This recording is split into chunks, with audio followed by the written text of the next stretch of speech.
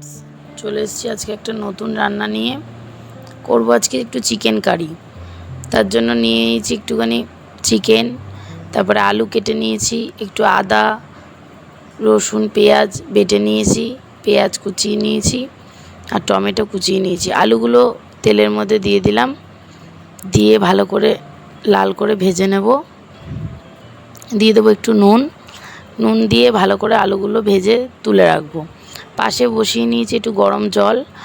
জলটা গরম হলে এদিকে দিয়ে দিলাম ফোড়নে তেজপাতা, গোটা গরম মশলা।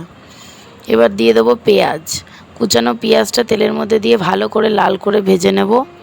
কুচানো পেঁয়াজের সাথে একটু নুন আর একটু চিনি ফেলে দেবো। চিনি ফেলে দিলে তেল দিয়ে পেঁয়াজটা একটু ক্যারামেলাইজ হয়ে রঙটা ভালো আসে, ওই জন্য পেঁয়াজ ভাজার সময় একটু চিনি দিয়ে দিই। এবার দিয়ে দেবো মুরগির মাংসটা দিলে, মাংসটা যদি ভেজে নিই তাহলে মুরগির মাংস আমি ভেজেই রান্না করি, ভালো হয়। এক একজন অনেক সময় মশলা কষিয়েও রান্না করা যায়, কিন্তু আমি একটু মাংসটা ভেজে নিয়েই রান্না করি।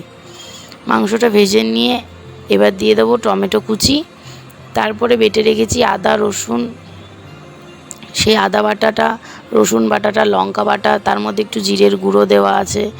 এই বাটনার দেওয়া বাটির জলটা দিয়ে তারপরে ভালো করে কষিয়ে নেব। দিয়ে দেবো অল্প করে হলুদ দিয়ে ভালো করে কষিয়ে নেব। মাংসটা ভালো করে কষানো পর্যন্ত অপেক্ষা করব।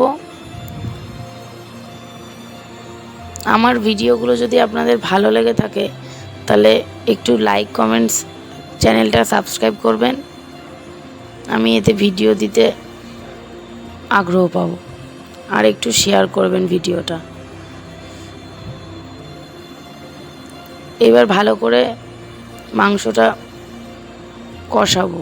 ভাজা আলুগুলো দিয়ে দিয়েছি যাতে মশলা আলুর সাথে মিশে যায়, ওই জন্য আলুটা দিয়েই মাংসটা ভালো করে কষাবো। ভালো করে তেল ছাড়া পর্যন্ত মাংসটা কষিয়ে নিয়ে এবার গরম জলটা অল্প করে দিয়ে দেবো। গরম জল দেওয়া হয়ে গেছে, ফুটে গেছে মাংস, দিয়ে দিলাম একটু গরম মশলা দিয়ে তাড়াতাড়ি করে গ্যাস কমিয়ে একটু হালকা করে নাড়িয়ে এবার আমি গ্যাস বন্ধ করে দিলাম। তৈরি হয়ে গেল চিকেন কারি।